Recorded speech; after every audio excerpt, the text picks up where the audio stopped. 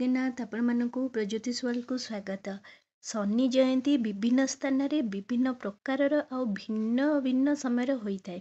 ଯେମିତି ଦକ୍ଷିଣ ଭାରତରେ ଶନି ଜୟନ୍ତୀ ବୈଶାଖ ଅମାବାସ୍ୟାରେ ପାଳନ କରାଯାଏ, ସେମିତି ଉତ୍ତର ଭାରତରେ ଜ୍ୟେଷ୍ଠ ଅମାବାସ୍ୟା ଅର୍ଥାତ୍ ସାବିତ୍ରୀ ଅମାବାସ୍ୟା ଦିନ ପାଳନ କରାଯାଏ। ବିଶେଷ କରି ଦକ୍ଷିଣ ଭାରତ ଆଉ ଉତ୍ତର ଭାରତ ଭିତରେ ତ ଗୋଟିଏ ମାସର ସମୟ ଥାଏ ଯେ ଶନି ଜୟନ୍ତୀ ପାଳନ କରିବାର। ମାନେ କେତେକ ସ୍ଥାନରେ ସେମିତି ଭିନ୍ନ ଭିନ୍ନ ରହିଥାଏ ଆଉ। କିନ୍ତୁ ଓଡ଼ିଶାରେ ଶନି ଜୟନ୍ତୀ ବିଶେଷ କରି ଅକ୍ଷୟ ତୃତୀୟା ପରେ ପଡ଼ୁଥିବା ଶନିବାର ଦିନକୁ ହିଁ ଗ୍ରହଣ କରାଯାଇଥାଏ। ଏଇ ବର୍ଷ ଆମର ଅକ୍ଷୟ ତୃତୀୟା ଏପ୍ରିଲ 30 ବୁଧବାର ଦିନ ପଡ଼ୁଛି। ସେଇ ହିସାବରେ ବୁଧବାର ପରେ ଗୁରୁ ଶୁକ୍ର ଶନି, ତ ଶନିବାର ଆମର ମେ 3 ଦିନ ପଡ଼ୁଛି। ତ ସେଇ ହିସାବରେ ମେ 3 ତାରିଖ ଦିନ ଆମର ଶନି ଜୟନ୍ତୀ ପର୍ବ ପାଳନ କରାଯିବ। ଏହି ପର୍ବ ଓଡ଼ିଶାରେ ବିଶେଷ ଭାବରେ ବୈଶାଖ ମାସରେ ପଡ଼େ। ଆପଣମାନେ ଯଦି କ୍ୟାଲେଣ୍ଡର ଦେଖିପାରିବେ, ତ ଆପଣ ଯେକୌଣସି କ୍ୟାଲେଣ୍ଡର ୟୁଜ୍ କରୁଛନ୍ତି, ଆପଣଙ୍କ ପାଖରେ ତ ଘରେ ଘରେ କ୍ୟାଲେଣ୍ଡର ରହୁଛି। ତ ସେଇ କ୍ୟାଲେଣ୍ଡର ଆପଣ ଯଦି ଦେଖିବେ, ତ ଦେଖିବେ ଯେ ମେ 3 ତାରିଖ ଲେଖା ହେଇଛି ଶନିଞ୍ଚର ମହାଯଜ୍ଞ। ଯାହାର ଅର୍ଥ ହେଉଛି ଯେ ସେଇଦିନ ସବୁ ଶନି ଦେବଙ୍କ ମନ୍ଦିରରେ ଯଜ୍ଞ ହେବ, ପୂଜା ପାଠ ଦାନ ସବୁ ଦକ୍ଷିଣା ଏସବୁ ଜିନିଷ ରହିବ। ଯେଉଁ ଦିନ ଶନିଚରଙ୍କ ମହାଯଜ୍ଞ ରହୁଛି ସେଇଦିନ ଓଡ଼ିଶାରେ ଶନି ଜୟନ୍ତୀ ପର୍ବ ପାଳନ କରାଯିବ, ଯେଉଁଦିନ ଶନିଦେବଙ୍କର ଜନ୍ମଦିନ ରହିଥାଏ। ତ ଏହି ବର୍ଷ ଆପଣଙ୍କର ମେ 3 ତାରିଖ ଶନିବାର ଦିନ ଶନିଚର ମହାଯଜ୍ଞ ରହୁଛି ବା ଶନିଦେବଙ୍କର ଶନି ଜୟନ୍ତୀ ମଧ୍ୟ ରହୁଛି। ଶନିଦେବ ହେଉଛନ୍ତି ଭଗବାନ ସୂର୍ଯ୍ୟ ଦେବଙ୍କର ପୁତ୍ର, ଯାହାଙ୍କର ଶନିଦେବଙ୍କର ଉପାସନା ପୂଜା ଯଦି ଆପଣ କରିବେ, ଆପଣଙ୍କର ଜାତକରେ ଯଦି 7.5 କି ଢୟା ଦୋଷ ରହିଥାଏ ତାହା ମଧ୍ୟ ଦୂର ହୋଇଥାଏ। ତା ସହିତ ଶନିଦେବଙ୍କର ଆଶୀର୍ବାଦରୁ ବ୍ୟକ୍ତିର ସୁଖ ସମୃଦ୍ଧିରେ ଘର ମଧ୍ୟ ପରିପୂର୍ଣ୍ଣ ହୋଇଥାଏ।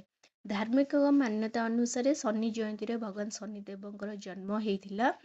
ଯେଉଁଦିନ ଆପଣ ଯଦି ଶନି ଜୟନ୍ତୀରେ ଭଗବାନ ଶନିଦେବଙ୍କୁ ପ୍ରସନ୍ନ କରୁଛନ୍ତି, ତାଙ୍କ ପାଇଁ ବ୍ରତ କରୁଛନ୍ତି, ମନ୍ଦିର ଯାଉଛନ୍ତି, କିଛି ଦାନ ଦକ୍ଷିଣା ମଧ୍ୟ କରୁଛନ୍ତି, ତାହେଲେ ମଧ୍ୟ ଭଗବାନ ଶନିଦେବଙ୍କର ଆଶୀର୍ବାଦ ଆପଣଙ୍କ ଉପରେ ରହିଥିବ। କାରଣ ଶନିଦେବ ହେଉଛନ୍ତି ଆମର ନ୍ୟାୟର ଦେବତା। ସେ ଯାହା କରନ୍ତି ମାନେ କିଛି ଏମିତି ନୁହେଁ ଯେ ଖରାପ ମଣିଷ ସାଥ ସିଏ ଦେଇଦିଅନ୍ତି, ସେମିତି କିଛି ନାହିଁ। ଶନି ଦେବତା ହେଉଛି ନ୍ୟାୟର ଦେବତା। ସେ ଅନ୍ୟାୟରେ କେବେ ଯାଆନ୍ତି ନାହିଁ। ଆଉ ତାଙ୍କର ଯଦି ଗୋଟେ ଭଲ ନଜର ଆପଣଙ୍କ ଉପରେ ପଡ଼ିଲା, ରାଜାରୁ ସେ ଭିକାରୀ ବନେଇଦେବେ, ନହେଲେ ଭିକାରୀରୁ ବି ବ୍ୟକ୍ତିକୁ ରାଜା ବନେଇଦେବେ। ତେଣୁ ସମସ୍ତେ ଚାହାନ୍ତି ଯେ ଶନିଦେବଙ୍କର କୃପା ଦୃଷ୍ଟି ପଡ଼ିଥାଉ। ଶନିଦେବଙ୍କର ଆଶୀର୍ବାଦ ଯାହା ଯେଉଁ ବ୍ୟକ୍ତି ଉପରେ ରହିଥାଏ ନା, ତାର ଜୀବନରେ କୌଣସି ଜିନିଷ ତାକୁ କମ୍ ମିଳେ ନାହିଁ, ସବୁ କିଛି ବହୁତ ଭଲ ମିଳିଥାଏ।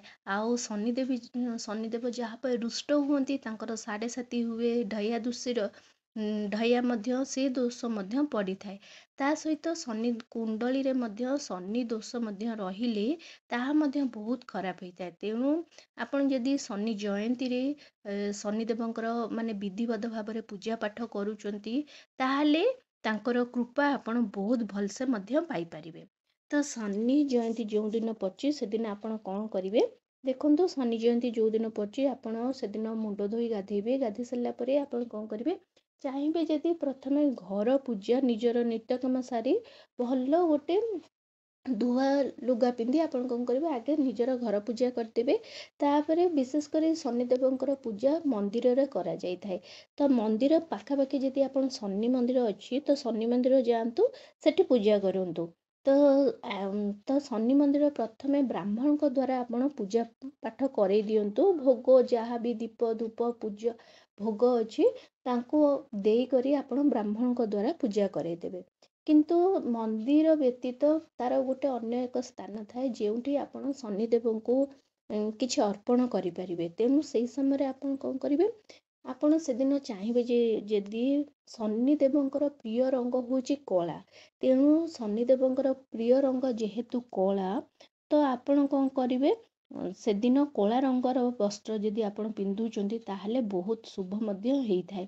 ଆପଣ ଚାହିଁବେ ଯଦି କଳା ରଙ୍ଗର ଯଦି ବସ୍ତ୍ର ଆପଣଙ୍କର ନାହିଁ, ତାହେଲେ ନୀଳ ରଙ୍ଗର ବସ୍ତ୍ର ମଧ୍ୟ ଆପଣ ପିନ୍ଧିପାରିବେ।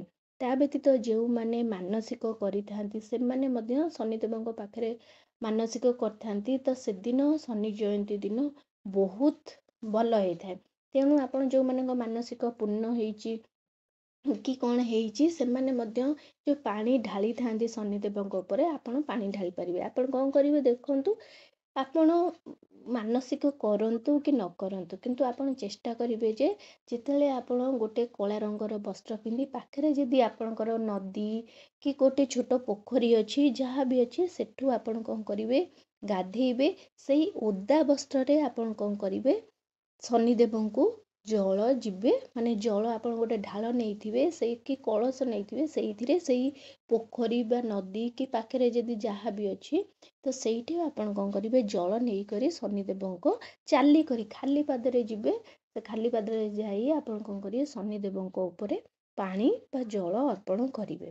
ତ ସେଇ ଓଦା ବସ୍ତ୍ରରେ ଆପଣ ଚାହିଁବେ ଯଦି ଯଦି ଆପଣ ମାନେ ପାଖାପାଖି ଯଦି ସେମିତି କିଛି ସୁବିଧା ନାହିଁ, ତାହେଲେ ଆପଣ କ'ଣ କରିବେ ଗୋଟେ ଧୁଆ ବସ୍ତ୍ର ପିନ୍ଧି ଯିବେ।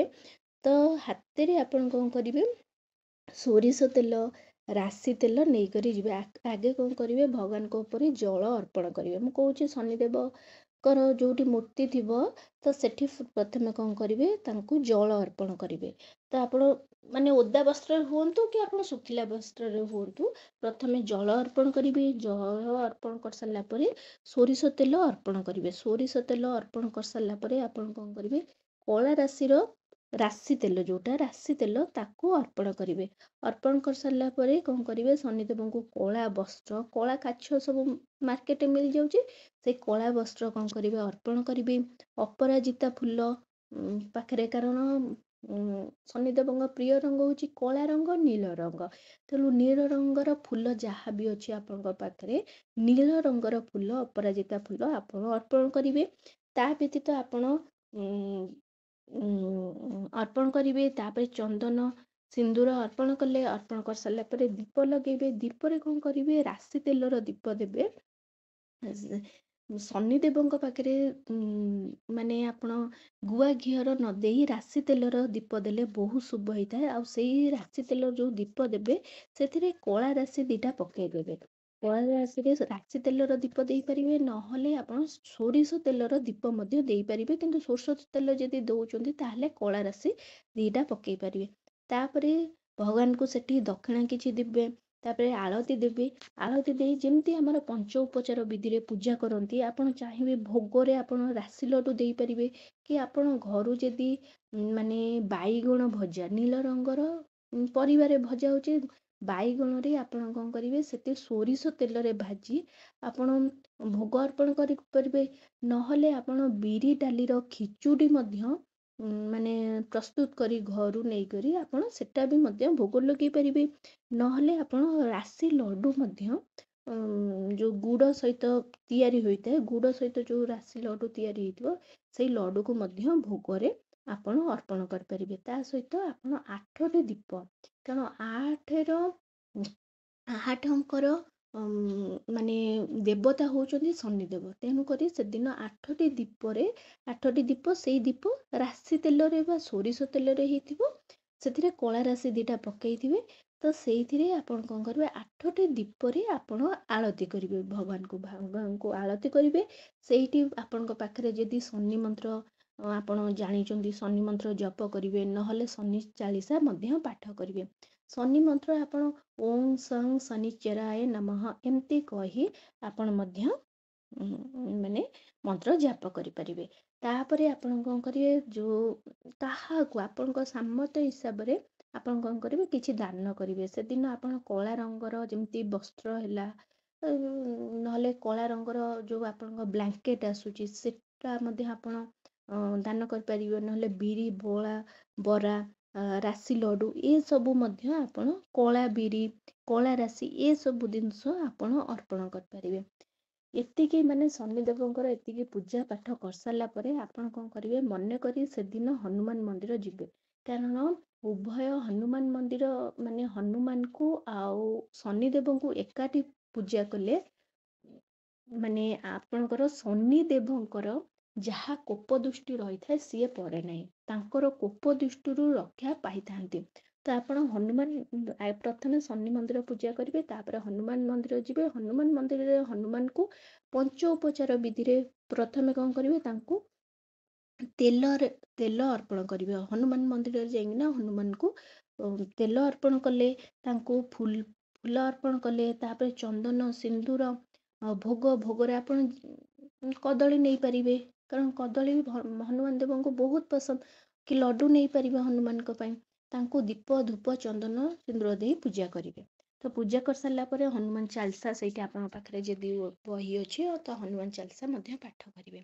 ତା ବ୍ୟତୀତ ସେଦିନ ଓସ୍ତ ଗଛ ମୂଳରେ ପୂଜା କଲେ, ମାନେ ଯେମିତି ଓସ୍ତ ଗଛ ମୂଳରେ ଜଳ ଅର୍ପଣ କରିବେ, ଜଳ ଅର୍ପଣ କରିସାରିଲା ପରେ ସେଠି ତାଙ୍କୁ ଓସ୍ତ ଗଛରେ ଟିକେ ଫୁଲ ଅର୍ପଣ କରିବେ, ତାପରେ ଚନ୍ଦନ ସିନ୍ଦୁର ଭୋଗ ଅର୍ପଣ କରିବେ, ଦୀପ ଅର୍ପଣ କରିବେ। ଦୀପ ସେଦିନ ବିଶେଷ କରି ସେଇ ରାଶି ତେଲର ଦୀପ, ନହେଲେ ସୋରିଷ ତେଲର ଦୀପ ସେଦିନ ଅର୍ପଣ କରିବେ। ତାପରେ ତାଙ୍କର 3 କିମ୍ବା 5, ନହେଲେ ବିଶେଷ କରି ଶନିଦେବଙ୍କର ଯେହେତୁ ପୂଜା କରୁଛନ୍ତି ତ 8 ଥର ସେଦିନ ପରିକ୍ରମା କରିବେ। ପରିକ୍ରମା କରି ସେଠି ମଧ୍ୟ ଆପଣ ପୂଜା କରିବେ। ଯୋଉଠି ଆପଣଙ୍କ ଘର ପାଖାପାଖି ଯଦି ଶନି ମନ୍ଦିର କିଛି ନାହିଁ, ତାହେଲେ ଆପଣ ଓସ୍ତ ଗଛ ମୂଳରେ ଆପଣ ଶନିଦେବଙ୍କୁ ପୂଜା କରିପାରିବେ, କାରଣ ଓସ୍ତ ଗଛ ମୂଳରେ ଶନିଦେବ ମାନେ ପୂଜା ପାଆନ୍ତି। ତେଣୁ ଓସ୍ତ ଗଛ ମୂଳରେ ଶନିଦେବଙ୍କ ନାଁରେ ଆପଣ ସେଠି ଜଳ ଅର୍ପଣ କରିପାରିବେ। ଆପଣ ଚାହିଁବେ ଯଦି ସେଠି ସୋରିଷ ତେଲ ବା ରାଶି ତେଲ ମଧ୍ୟ ଅର୍ପଣ କରିପାରିବେ। ତାଙ୍କୁ ସେମିତି କଳା ବସ୍ତ୍ର, ଅପରାଜିତା ଫୁଲ, ରାଶି ଲଡୁ, ରାଶି ତେଲର ଦୀପ, ଦକ୍ଷିଣା ଦେଇ ମଧ୍ୟ ପୂଜା କରିପାରିବେ। ତାପରେ ସେଇ ଓସ୍ତ ଗଛ ମୂଳରେ ଶନି ମନ୍ତ୍ର ମଧ୍ୟ ଆପଣ ଜାପ କରିପାରିବେ। ସେଠି ଚାହିଁବେ ଯଦି, ଯେହେତୁ ଆପଣ ମନ୍ଦିର ଯାଇପାରୁନାହାନ୍ତି କି ମନ୍ଦିର ପାଖାପାଖି ନାହିଁ, ତ ଓସ୍ତ ଗଛ ମୂଳରେ ମଧ୍ୟ 8ଟି ଦୀପ ମଧ୍ୟ ଲଗେଇ ପୂଜା କରିପାରିବେ। ତା ବ୍ୟତୀତ ଆପଣ କିଛି ନା କିଛି ବାହାରେ ଆସିକରି ଆପଣ କିଛି ନା କିଛି ଦାନ କରିପାରିବେ। ସେଦିନ କାଉ, କୁକୁର ଏମାନଙ୍କୁ ଯେମିତି ହେଲେ ଚେଷ୍ଟା କରିବେ ଯେ କିଛି ଖାଇବାକୁ ଦେବା ପାଇଁ। କାଉ, କୁକୁର କାରଣ କାଉ ହେଉଛି ଶନିଦେବଙ୍କର ବାହନ, ଆଉ କୁକୁରକୁ ସେଦିନ ଖାଇବାକୁ ଦେଲେ ଶନିଦେବ ଖୁସି ହେଇଥାନ୍ତି। ତେଣୁ କାଉ, କୁକୁରକୁ ଟିକେ ଚେଷ୍ଟା କରିବେ ସେଦିନ ଖାଇବାକୁ କିଛି ଦେବା ପାଇଁ। ତା ବ୍ୟତୀତ ଶନିଦେବଙ୍କ ଜୟନ୍ତୀରେ ଏମିତି କିଛି କାମ କରିବେନି ଯେ ଯାହା କଲେ ଶନିଦେବଙ୍କର କୋପ ଦୃଷ୍ଟି ଆପଣଙ୍କ ଉପରେ ପଡ଼ିବ।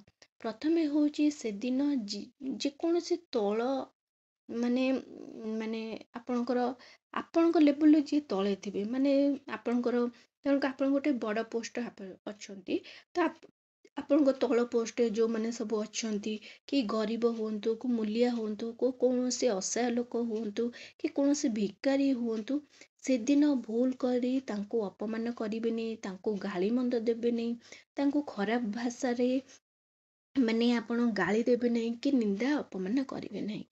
ଏଇ ଜିନିଷ କଲେ ମାନେ ଶନିଦେବ ବହୁତ ରାଗିଥାନ୍ତି। ବିଶେଷ କରି ଆପଣ ଏଇ ଜିନିଷଟି ସେଦିନ କରିବେନି। ତା ବ୍ୟତୀତ ଆପଣ ଶନି ଜୟନ୍ତୀରେ ଆମିଷ ଭୋଜନ କରିବେନି, ପିଆଜ ରସୁଣ ମଧ୍ୟ ଖାଇବେ ନାହିଁ, ମାଂସ, ମଦ ସେସବୁ ମଧ୍ୟ ଖାଇବେନି। ଭୁଲ କରି ମାନେ ନିଜ ଭିତରେ ହଉ କି କୌଣସି ଅନ୍ୟକୁ ବି ଆପଣ ଖରାପ ଭାଷା ସେଦିନ ମାନେ ଗାଳି କରିବେ ନାହିଁ, କାହାର ନିନ୍ଦା ଅପମାନ କରିବେ ନାହିଁ। ତା ବ୍ୟତୀତ ସେଦିନ ଶାରୀରିକ ସମ୍ବନ୍ଧ ରଖିବେ ନାହିଁ, କ୍ଷୀର ମଧ୍ୟ ସେଦିନ ପିଇବେ ନାହିଁ, କି କ୍ଷୀର ଜିନିଷ ବ୍ୟବହାର କରିବେ ନାହିଁ। ଚମଡ଼ା ବସ୍ତୁ, ଚମଡ଼ାରେ ତିଆରି ବେଲ୍ଟ ହେଲା, ଚମଡ଼ାରେ ତିଆରି ଜୋତା ହେଲା, ଚପଲ ହେଲା, ସେ ସବୁ ଜିନିଷ ମଧ୍ୟ ସେଇଦିନ ମାନେ ଆପଣ ୟୁଜ୍ କରିବେ ନାହିଁ। ତା ବ୍ୟତୀତ ଆପଣଙ୍କ ପୂଜାରେ ସେଦିନ ଶଙ୍ଖ କିମ୍ବା ତୁଳସୀ ପତ୍ର ମଧ୍ୟ ୟୁଜ୍ କରିବେ ନାହିଁ। ଭଗବାନଙ୍କ ପୂଜାରେ ମାନେ ଶନିଦେବଙ୍କ ପୂଜାରେ ଶଙ୍ଖ, ତୁଳସୀ ପତ୍ର ୟୁଜ୍ କରିବେନି, କି ଘରେ ଶଙ୍ଖ ବଜେଇବେ ନାହିଁ ସେଦିନ, କାରଣ ସେଇ ଦିନଟି ହିଁ ଆପଣଙ୍କୁ ମାନିବାକୁ ପଡ଼ିବ। ତା ବ୍ୟତୀତ ଲାଲ ରଙ୍ଗର ବସ୍ତ୍ର କି ଲାଲ ରଙ୍ଗର କିଛି ବି ଜିନିଷ ଆପଣ ସେଦିନ ୟୁଜ୍ କରିବେ ନାହିଁ, କାରଣ ଲାଲ ରଙ୍ଗ ସହିତ ସମ୍ବନ୍ଧ ହେଉଛି ମଙ୍ଗଳ ଗ୍ରହ। ଆପଣଙ୍କୁ ଯେମିତି କହିଲି ଶନି ଗ୍ରହ ଶନିଦେବଙ୍କର ପ୍ରିୟ ରଙ୍ଗ ହେଉଛି କଳା, ସେମିତି ମଙ୍ଗଳ ଦେବଙ୍କର ମାନେ ପ୍ରିୟ ରଙ୍ଗ ହେଉଛି ଲାଲ ରଙ୍ଗ। ତ ମଙ୍ଗଳ ଗ୍ରହ ସହିତ, ମଙ୍ଗଳ ଦେବଙ୍କ ସହିତ ଶନିଦେବଙ୍କର ଟିକେ ପଡ଼େ ନାହିଁ, ତାଙ୍କ ଭିତରେ ଶତ୍ରୁ ରହିଥାଏ। ତେଣୁ ସେଦିନ ଆପଣ ଭୁଲ କରି ତ ଲାଲ ରଙ୍ଗର କୌଣସି ଜିନିଷ ୟୁଜ୍ କରିପାରିବେନି, କି ଶନିଦେବଙ୍କୁ ଲାଲ ରଙ୍ଗର ଫୁଲ, ଲାଲ ରଙ୍ଗର ଫଳ, ଲାଲ ରଙ୍ଗର ବସ୍ତ୍ର ତା ସହିତ ଅର୍ପଣ କରିବେନି। ଆପଣ ନିଜେ ବି ଲାଲ ରଙ୍ଗର ବସ୍ତ୍ର କି ଫଳ ଖାଇବେ ନାହିଁ, ବସ୍ତ୍ର ପିନ୍ଧିବେ ନାହିଁ, କି ଫଳ ଖାଇବେ ନାହିଁ। ସେଦିନ ମସୁର ଡାଲି, ଯେହେତୁ ଟିକେ ଲାଲ ଦେଖିବା ପାଇଁ, ସେଦିନ ମସୁର ଡାଲି ୟୁଜ୍ କରିବେ ନାହିଁ। ଆଉ ଶୁଖିଲା ଲଙ୍କା କି ଆପଣ ନାଲି ଲଙ୍କା ଯେଉଁଟାକି ପାଚି ଯାଇଥାଏ, ପାଚିବା ଲଙ୍କା ସେଦିନ ୟୁଜ୍ କରିବେ ନାହିଁ।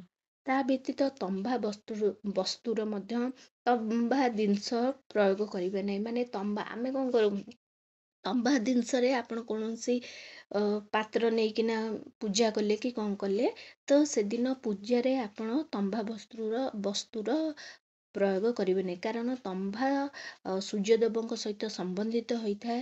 ସୂର୍ଯ୍ୟଦେବ ହେଉଛନ୍ତି ଶନିଦେବଙ୍କର ପିତା। ତ ପିତା ପୁତ୍ରର ଛୋଟ ସମୟରୁ ତାଙ୍କର ଟିକେ ମାନେ ପଡ଼େ ନାହିଁ। ତେଣୁକରି ସେଇଦିନ ତମ୍ବାର ଜିନିଷ କିଛି ୟୁଜ୍ କରିବେନି। କାଚ ଜିନିଷ ଆପଣ ସେଦିନ ମାନେ ଘରକୁ କିଣିକରି ଆଣିବେ ନାହିଁ। ତା ବ୍ୟତୀତ ଆପଣ ପବିତ୍ର ଗଛ ଯେତିକି ଅଛି, ଯେମିତିକି ତୁଳସୀ ଗଛ, ଦୁବ, ବେଲପତ୍ର, ଅସ୍ତଗଛ, ଆପଣଙ୍କର ଅଁଳା ଗଛ, ବରଗଛ, ଏସବୁ ଗଛକୁ ସେଦିନ ଉପାଡ଼ିବେ ନାହିଁ, ଭାଙ୍ଗିବେ ନାହିଁ, କାଟିବେ ନାହିଁ। ଏସବୁ ଜିନିଷ ଆପଣ କରିବେ ନାହିଁ। ଠିକ୍ ଅଛି। ତ ଶନି ଜୟନ୍ତୀରେ ବହୁତ କିଛି ନିୟମ ଆପଣଙ୍କୁ ମାନିବାର ଅଛି। ଆଉ ଆପଣ ଯଦି ମାନସିକ କରୁଛନ୍ତି ଯେ ମୁଁ 108 ଜଳ ଶନିଦେବଙ୍କୁ ଅର୍ପଣ କରିବି, କି ଆପଣଙ୍କୁ କିଛି ମାନସିକ ଅଛି ଯାହାକି ପୂରଣ ହେଇଯାଇଛି, କି 21 ଥର କଳସ ଜଳ ହଉ, କି 21 ଥର ଆପଣ ଭଗବାନଙ୍କୁ ଜଳ ଅର୍ପଣ କରିବେ, ତ ଆପଣ ଚେଷ୍ଟା କରିବେ ଯେ ସକାଳୁ ଶନିଦେବଙ୍କର ମାନେ ଓଦା ବସ୍ତ୍ରରେ ଯେଉଁଠି ଆପଣ ପୋଖରୀ କି ଆପଣଙ୍କର ଯାହା ବି ପାଖାପାଖି ଥିବ, ତ ସେଇଠୁ ଆପଣ ମୁଣ୍ଡ ଧୋଇ ସେଇଠି ଗାଧେଇବେ, ସେଇଠି ବୁଡ଼ ମାରିବେ।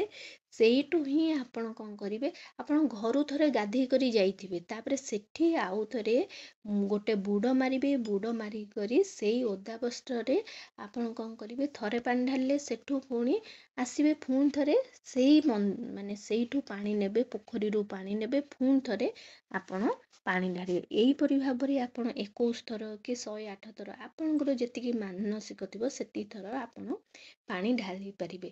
ଯଦି ଆପଣ ସେମିତି ପାଣି ଢାଳିବା ପାଇଁ ଚାହୁଁଛନ୍ତି, ତାହେଲେ ଆପଣ ଚେଷ୍ଟା କରିବେ 8 ଥର ଭଗବାନଙ୍କୁ ପାଣି ଢାଳିବା ପାଇଁ।